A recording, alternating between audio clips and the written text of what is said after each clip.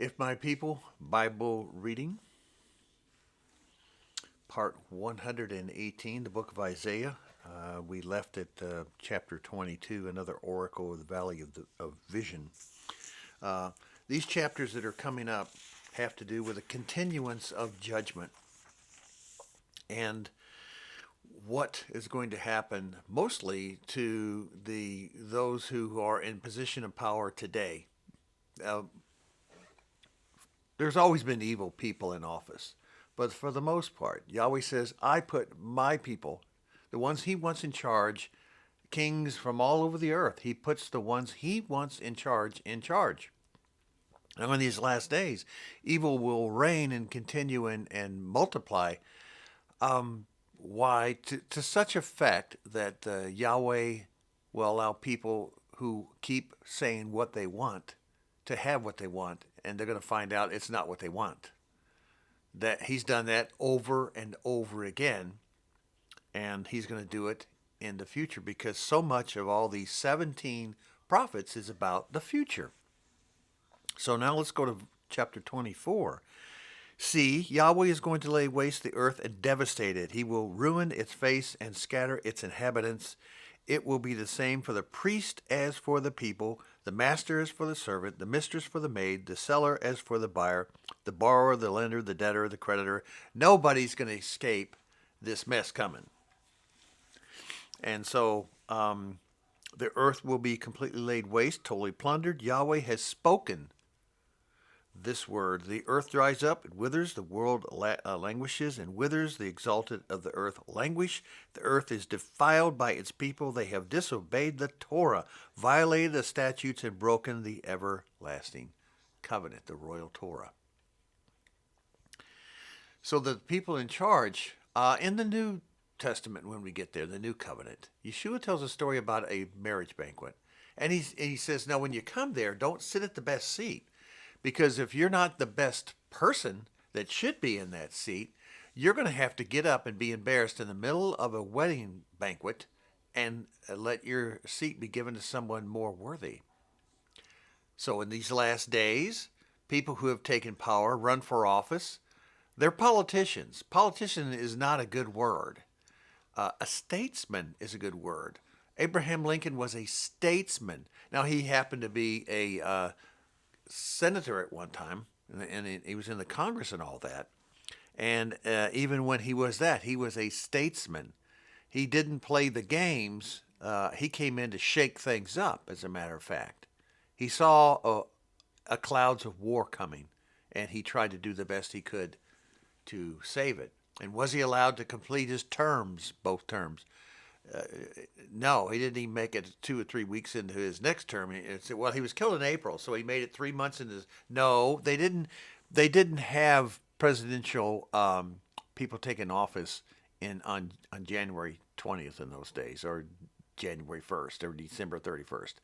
They waited till the spring because of the bad weather and so forth. It was March, but nonetheless, he didn't last long. I have a comment about 24:5. The earth is devoured by its people, and who have disobeyed Torah, violated the statutes, broken the everlasting covenant. Once again, for those who, the Christians who state they are no longer under the law and they think this includes the Torah, they are sadly mistaken. I mean, we've proven this. And you've been following instructions and reading ahead of me, and you started in the book of Job, right, chapter 1, so you know where I'm at with this. This entire Bible is dedicated to understanding the Torah, and we're in Isaiah now, so this is a classic example of the mirror of Yeshua. So in verse 6 it says, therefore a curse consumes the earth. Consumes, that means everywhere. Nowhere to hide. The people must bear their guilt. Therefore earth's inhabitants are burned up, and very few are left. Remnant, right? The gaiety, the tambourines is stilled, the noise of revelers is stopped, the joyful harp silent. They no longer drink wine with a song. The beer is bitter to its drinker. The ruined city streets lie desolate. The entrance to every house is barred, and in the house they cry out for wine. All joy turns to gloom. All gaiety is banished from the earth. And so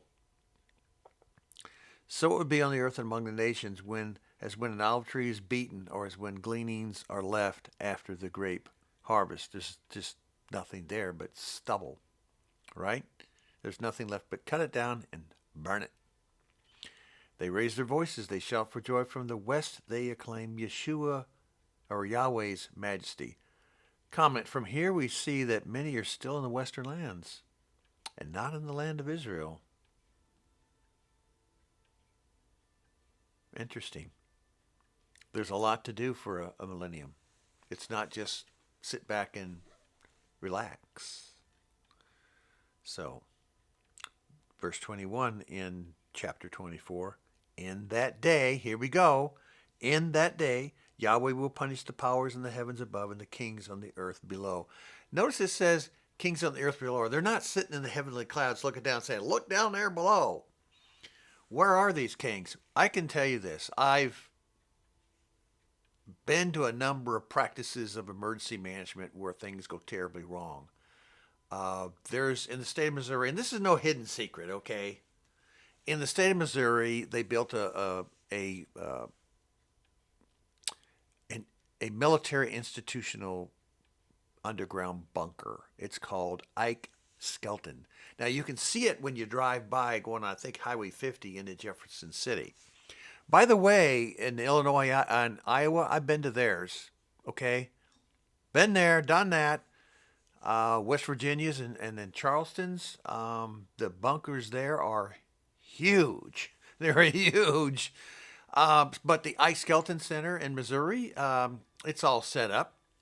And the governor, who's down the road there, 15, 20 miles, when things go terribly wrong, he can leave his governor's office. He can go down to an elevator. He can go out where all the beer is usually brought in, go out that exit, get into a vehicle, or take a train. The train takes him straight east to the Ike Skelton Center. He gets off that train, he goes into the bunker, and he's ready to take on anything World War III and nuclear blast and attacks from outer space and Antifa coming after him. He's got his bunker, his people, his emergency management, his medical personnel, his military, his law enforcement, his health, his hospital aides. They're all there. Everyone that's been designed to go into these caves already knows. And the IDs, I used to carry the ID with me and I used to show it to everybody, but nobody believed it anyway. So I'm retired out now, and I'm just saying, it's been going on for a long time. But the trillions and trillions, and now we're at like $27, $28 trillion in debt. Take that, we should probably be about $5 trillion in debt. Where did the other 20-some trillion go? Bunkers. Great big underground bunkers where the kings, where the leaderships. The Bible uses the word kings. Back in those days, they used the word kings. What would we call a king today? We would call them mayor and governors. Okay? Mayor and governors, that's all. All the cities in your state would be kings. They're planning on going. That's why they don't give a rip right now that people are going around plundering, tearing things up, burning things down because somebody got killed by an officer who made a mistake, right or wrong or indifferent. It doesn't make a difference. They're letting things be torn to pieces right in front of your eyes. And the majority of the Christians are sitting back like this. They're not doing anything. You have nothing to be proud of. Well, I'll tell you what, I hear this a million times from Christians. Let us pray, dear Jesus, please go get that evil person over there. Now, here's the Lord. I want you to do it, just like King David did. I gave him the power. All he had to do was trust in me. Oh, but I can't do that, King Jesus. Lord, you got to do this for me. I'm scared. Well, I give you all the power and I trust you. Trust in me. Trust in me, and all these will be delivered for you. Oh, no, King Jesus, I can't do that. That's what we got. Spineless, and men act like feminine men.